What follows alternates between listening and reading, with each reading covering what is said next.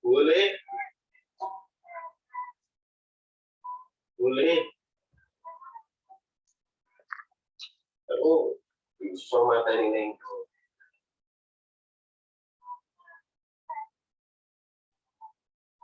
Memang ya.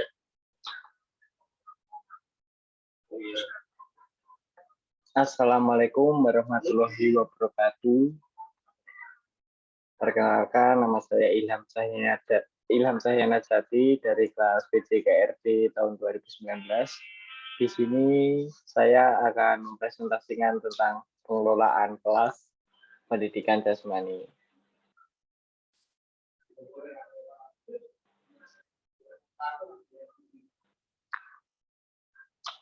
Pengertian pengelolaan kelas.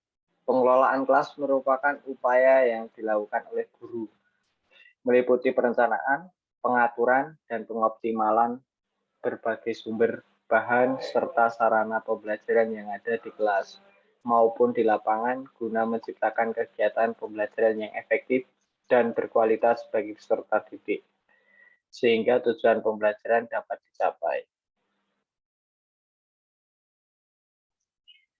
Tujuan pengelolaan kelas yang pertama, mewujudkan kondisi kelas baik sebagai lingkungan belajar, sebagai kelompok yang memungkinkan berkembangnya kemampuan masing-masing siswa, menghilangkan berbagai hambatan yang merintangi interaksi belajar yang efektif, menyediakan fasilitas atau peralatan dan mengaturnya hingga kondusif bagi kegiatan belajar siswa yang sesuai dengan tuntutan pertumbuhan dan perkembangan sosial, emosional, dan intelektualnya. Kemudian berikutnya membina perilaku siswa sesuai dengan latar belakang sosial, ekonomi, budaya, dan keindividualnya.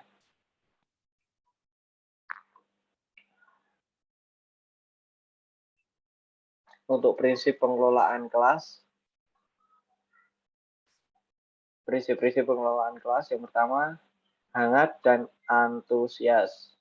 Hangat dan antusias diperlukan dalam proses belajar mengajar. Guru yang hangat dan akrab menunjukkan antusias pada tugasnya atau pada aktivitas akan berhasil dapat mengimplementasikan pengelolaan kelas. Penggunaan kata-kata, tindakan, cara kerja, dan atau bahan-bahan yang menantang akan meningkatkan gairah anak sehingga mengurangi kemungkinan munculnya tingkah laku yang menyimpang. Bervariasi. Penggunaan alat atau media atau alat bantu kayak mengajar guru, pola interaksi antar guru dan anak didik, mengurangi munculnya gangguan, kevariasi dalam penggunaan yang disebut di atas merupakan kunci untuk tercapainya pengelolaan kelas yang efektif. Keluasan. Keluasan tingkah laku guru untuk mengubah strategi mengajarnya dapat mencegah kemungkinan munculnya gangguan anak didik serta menciptakan iklim belajar mengajar yang efektif. Penekanan pada hal-hal yang positif. Guru harus menekan pada hal-hal yang positif dan menghindari pemusatan perhatian anak didik pada hal-hal yang negatif.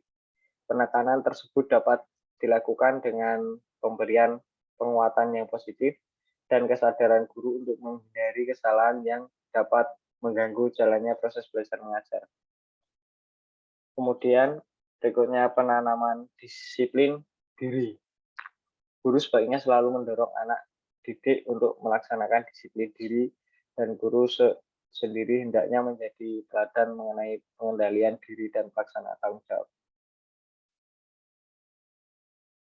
Komponen keterampilan pengelolaan kelas. Komponen-komponen keterampilan pengelolaan kelas ini pada umumnya dibagi menjadi dua bagian, yaitu keterampilan yang berhubungan dengan penciptaan dan pemeliharaan kondisi belajar yang optimal atau preventif, dan keterampilan yang berhubungan dengan pengembangan kondisi belajar yang optimal. Keterampilan yang berhubungan dengan penciptaan pemeliharaan kondisi belajar yang optimal terdiri dari keterampilan sikap, terbagi perhatian, pemusatan perhatian kelompok, keterampilan sikap tanggap. Tanggap ini dapat dilakukan dengan cara memandang secara seksama, gerakan mendekat, memberi pertanyaan, dan memberi reaksi terhadap gangguan dan kekacauan. Yang termasuk dalam keterampilan memberi perhatian adalah visual dan verbal, tetapi memberi tanda, pengertian jawaban, pengarahan dan petunjuk yang jelas, penghentian penguatan, kelancaran dan kecepatan merupakan subbagian dari keterampilan pemusatan perhatian kelompok. Masalah modifikasi tingkah laku, pendekatan pemecahan masalah kelompok, dan menemukan serta memecahkan tingkah laku yang menimbulkan masalah. Ada 13 strategi yang termasuk ke dalam lingkungan keterampilan yang berhubungan dengan pengembangan kondisi belajar yang optimal. Prosedur pengelolaan kelas. Yang pertama, prosedur dimensi pencegahan.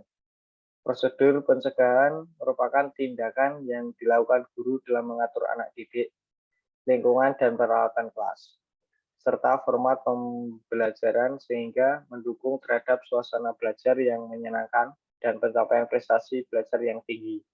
Dengan kata lain, prosedur pencegahan ini menyangkut segala tindak guru sebelum tingkah laku yang menyimpang dan mengganggu proses pengajaran muncul. Prosedur dimensi penyembuhan. Prosedur pengelolaan kelas yang bersifat kuratif merupakan tindakan yang dilakukan guru sebagai respon untuk mengatasi tingkah laku anak yang menyimpang atau mengganggu itu.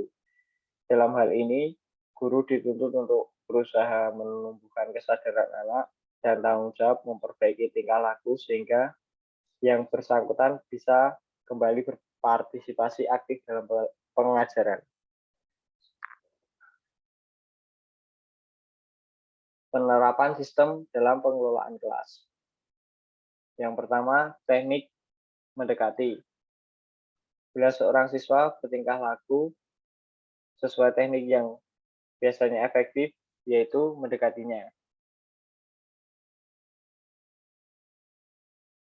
Kehadiran guru membuatnya takut, dan karena itu tidak menghentikannya untuk berbuat yang disruptif. Tanpa perlu menegur, kata siswa mulai menampakkan kecenderungan berbuat nakal. Memindahkan tempat duduknya ke meja guru dapat berefek preventif. Teknik memberi isyarat. Apabila siswa berbuat kenakalan kecil, guru dapat memberikan isyarat bahwa ia sedang diawasi. Isyarat tersebut dapat berupa petikan jari, kemudian pandangan tajam, atau lambaian tangan. Teknik mengadakan diskusi secara terbuka. Bila kenakalan di kelas mulai bertambah, sering guru menjadi heran. Ia lalu menilai kembali tindakan dan pengajarannya untuk menjelaskan perbuatan-perbuatan siswa-siswanya dan menciptakan sesuatu belajar yang sedikit lebih sesuai daripada sebelumnya.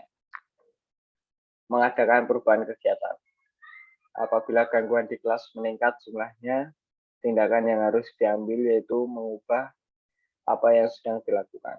Jika biasanya diskusi, maka ubahlah dengan memberikan ringkasan-ringkasan untuk dibaca dan menyuruh untuk membaca buku pilihan mereka. Teknik menghimbau. Kadang-kadang guru sering mengatakan harap tenang. Ucapan tersebut adalah membawa hasil siswa memperhatikan, tetapi apabila himbauan sering digunakan, mereka akan cenderung tidak menyukainya.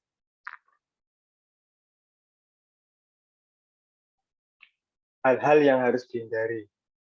Campur tangan yang berlebih atau teacher instruction. Apabila guru menyela kegiatan yang sedang asik berlangsung dengan komentar, pertanyaan, atau pertunjukan mendadak, kegiatan itu akan terganggu atau terputus. Hal ini akan memberikan kesan pada siswa bahwa guru memperhatikan keterlibatan dan kebutuhan anak. kelenyapan atau fade. Hal ini terjadi jika guru gagal secara tepat melengkapi suatu instruksi, penjelasan, petunjuk, atau komentar, dan kemudian menghentikan penjelasan atau sajian tanpa alasan yang jelas. Juga dapat terjadi dalam bentuk waktu diam yang terlalu lama, kehilangan akal, atau melupakan langkah-langkah dalam pembelajaran. Akibatnya ialah memberikan pikiran siswa atau mengawang-awang, melantur, dan mengganggu keefektifan secara kelancaran pelajaran. Ketidaktepatan memulai dan mengakhiri kegiatan atau stop and start. Hal ini dapat terjadi bila guru memulai suatu aktivitas tanpa mengetahui aktivitas sebelumnya, menghentikan kegiatan pertama, memulai yang kedua, kemudian kembali kepada kegiatan yang pertama lagi. Dengan demikian, guru tidak dapat mengendalikan situasi kelas dan akhirnya mengganggu kelancaran kegiatan belajar siswa. Penyimpangan atau discretion. Akibat guru terlalu asik dan dalam suatu kegiatan atau bahkan tertentu, memungkinkan ia dapat menyimpang. Menyimpang tersebut dapat mengganggu kelancaran kegiatan belajar siswa. Bertele-tele atau overbilling. Kesalahan ini terjadi bila pembicaraan guru bersifat mengulang-ulang hal-hal tertentu, memperpanjang keterangan atau menjelaskan, mengubah teguran sederhana menjadi ocehan atau kupasan yang panjang. Terima kasih, mungkin itu sesuatu yang dapat saya sampaikan. Ada kurang lebihnya, mohon maaf. Wassalamualaikum warahmatullahi wabarakatuh.